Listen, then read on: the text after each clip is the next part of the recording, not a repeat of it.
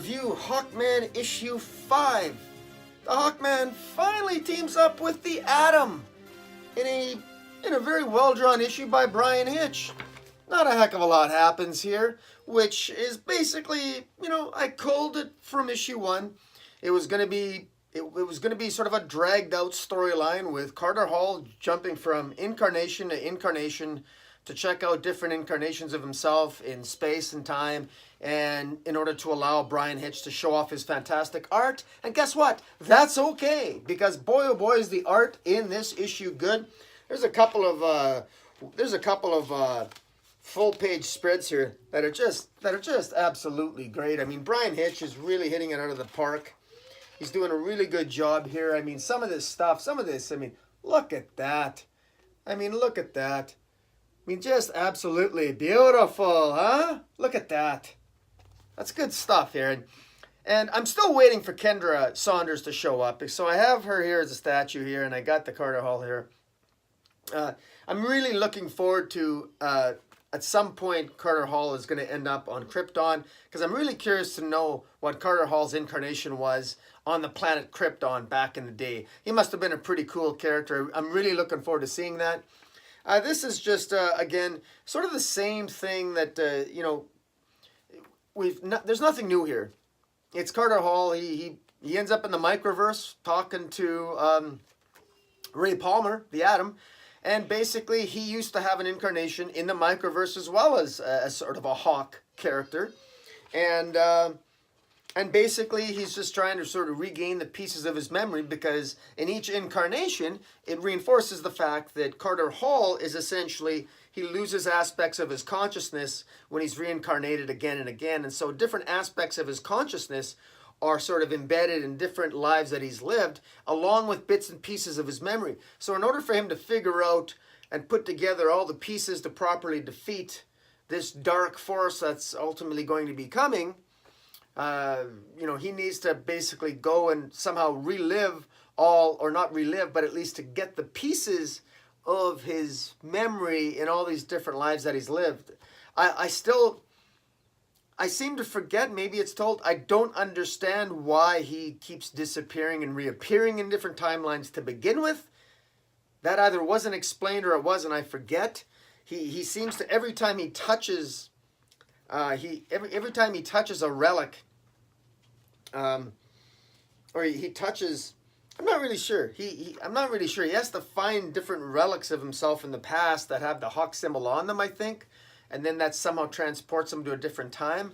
And I think, my guess is, and you guys correct me if I'm wrong on this, but I think that he's, in his past lives, he's always sort of set up. He's set different things up in each individual life that he's lived. He's maybe set certain things up almost in anticipation that a different future self of him might be coming back through time to look for information, if that makes any sense. It's not really clear here, and I'm not even sure that, I'm frankly not even sure that Robert Venditti cares that it doesn't seem to make a lot of sense, because it deals with time and space. Often those stories don't make a lot of sense. He keeps, you always know when the writer doesn't quite have a grasp on the story they want to tell, when it's a giveaway. It's when they do one thing and they keep repeating it, and they keep saying the same thing over again as if they're explaining it, but all they've done is said the same thing after issue after issue after issue. And what Robert Venditti has said, issue after issue after issue after issue, and we're on issue 5, is the same thing. We get it. He's going from life to life. We know that. But why? I get it, putting the pieces in the memory together, but what exactly is transporting him? Why is he being transported? How is he being transported?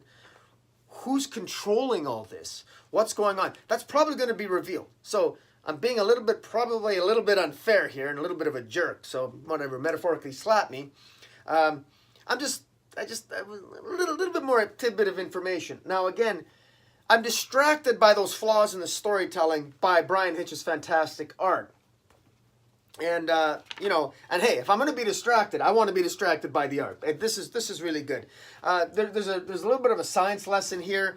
Ray Palmer goes in talking about, well, you know, this timeline might be, you know, it might be like a river, and you're being pulled down the river. On the other hand, there's another theory that says time is an ocean stretching in all directions, and each moment is floating on the surface. Past, present, and future always exist together. You in ancient Egypt, you on Thanagar, you in the microverse, you on Krypton. Here's you now. Somehow you've been skipping across the surface of time's ocean, reuniting with your other selves. And, you know, and then Hawkman rightly says, well, you say that as if it's normal. And he says, well, nothing about it is normal. Question is, how are you doing it? What if each time you reincarnated, you left a piece of your consciousness behind, et cetera, et cetera. And so that prompts Hawkman to wonder if he's even human. Why is he doing this? How is he doing this?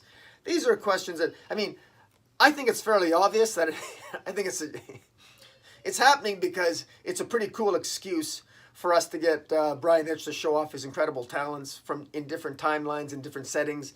And I like the fact, even though it feels forced to me, I'm enjoying it and I'm loving this comic just because we can go to different timelines.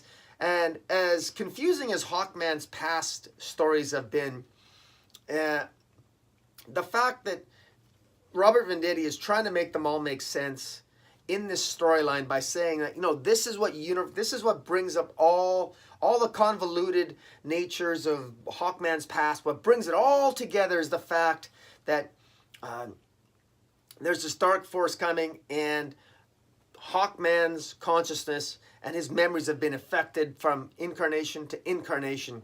And how Kendra Saunders ties into this, we don't know yet. I hope that at some point we get Hawk Girl in here, or Hawk Woman, whether she's hot, whether it's Kendra Hall or Kendra Saunders, whatever the case might be. I hope it's Kendra Saunders. I have a liking for her. She's in the pages of Scott Snyder's Justice League now. I really want her to get into the pages of Hawkman. I'm really looking forward to her. Why isn't she in this comic book, man? Get you know, this Indiana Jones Carter Hall, man, he needs his Marion. You know what I'm saying? That's what he needs. So I'm looking forward to that. But in the meantime, I'm enjoying the ride. I am being a little critical on the nature of the storytelling, but as tropey as it might be, it's fun. This is a fun ride, and I'm in it for the long haul, guys. What do you guys think? Let me know. Hit me up on Twitter at Metropolis40. Hit the subscribe button, and until next time, Comic Boom out.